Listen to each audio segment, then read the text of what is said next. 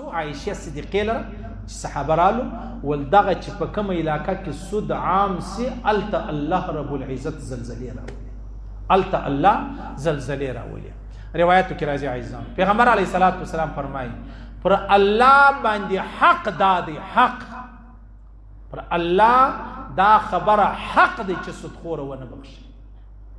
الله د ځان سره دا خبره لازمي کړي زه سودخور سره نه بخشم قطعا نه بخشم او د الله رسول فرمایي سودخور چې کله یو درهم یو ریال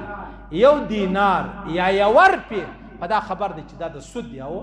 دا دی وخت د الله رسول فرمایي شپږ دېرش واره زنا سړی کوي شپږ دېرش واره سړی زنا وکړي دومره سزا دومره ګناه نه ده لکه یوه روپۍ د سود خوړل یو روپۍ ورسې چوړمړ لوډ والا لره ورسې غټې غټې زرې چې دي غټې لنګوټې تړلې دي ښایستې تسبیح په لاس کې ښایسته زومبکې نه وي چې پوښتنه وکړې ټول کار یې پر سود روان دی ټول کار پر سود روان دی بس ما چې په دا میاشته کې یو 15,000 ملا ورکوم ملا کار نه در لري ملا کار نه در لري په روژه کې څه زکات ورکوم ملا دماغ خراب دی چې بیا په تا کار لري هغه وایي هسې دوژک له روان یې دا خپلې روپۍ ولې خرابوم دا خلک دي په ژره په تسپو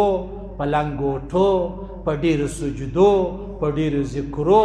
په ډېرو اقامتو اذانو مې خلک قطع ایستلي دي د الله رسول فرمایي داسې خلک چې ورکړي د سود هلک رالی ول مولوي صاحب موټرسایکلان مې اخیستي دي ښه نو بیا ویلې 10 دانې موټرسایکلان 10 دانې ونډاوي په څو په 28 لک روپۍ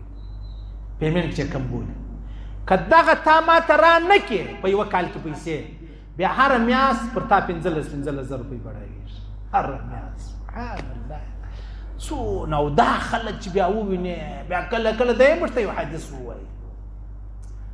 ډېر بیریږم وایي د حرامو څخه ډېر بیریږم د ده به نو ټول بلډینګونه په حرامو ولاړ دي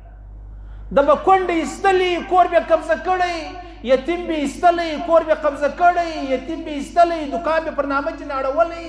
وایي زه ډېر د حرامو څخه بیریږم وایي زړه مې کپېږي زړه به دې نو خود کپېږي خو ورسېدې قبر ته خو 2 ورځې به دې پاته یې تا لیدلي دي 10 موټرسایکلان 28 لک روپۍ 28 نورې خبرې به نو نه کوم بیا زما کار کې خرابېږي صحیح سولو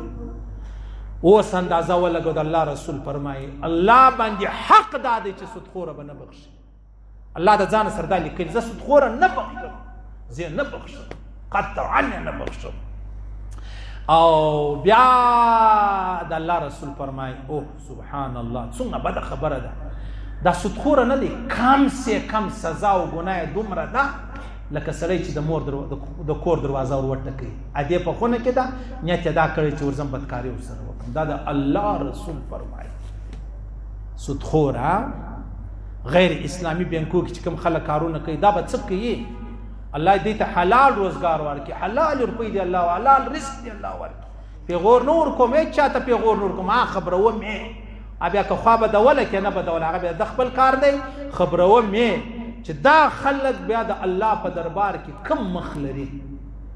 ته به د هغه وایي زه نه وم په خبر په دې خو ته نه خلاصېږي ګر سره نه خلاصېږي بلکل نه خلاصېږي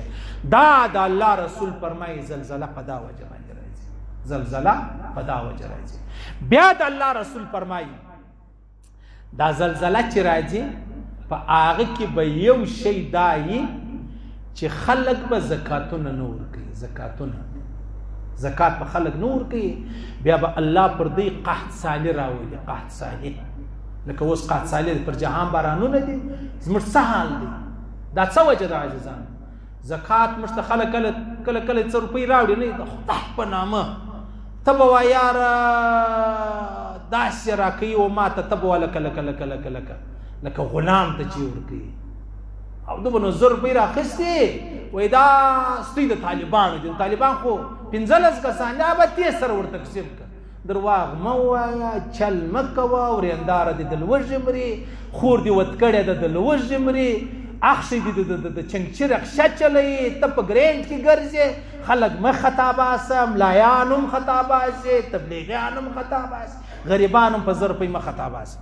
چمن والا نه دي هغه بیا په کور کې ناست دي بس مسکینان ګرده را دننه کې بس ویډیو جوړوي بس 100 روپۍ ورکوي اچورکې بس وځ نه ویډیو کا سړی په غلطي کې غریب رالی وځه ویل تا ته 2 واره زکات وړي سبحان الله. د الله رسول فرمایي په داسې انداز ورکړه چې رسته لاس دې ورکړي چې په نس په خبر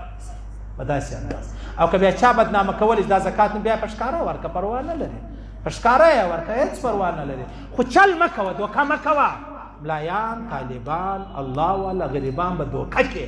الله د الله رسول نه دوکه کېږي قطعا نه دوکه کېږي. که غواړئ ځان د مهمو اسلامي معلوماتو څخه خبر کړئ د الحاج مولوي نورالدین آغا په نوم فیسبوک پاڼه خوښه او له نورو سره یې شریکه کړئ.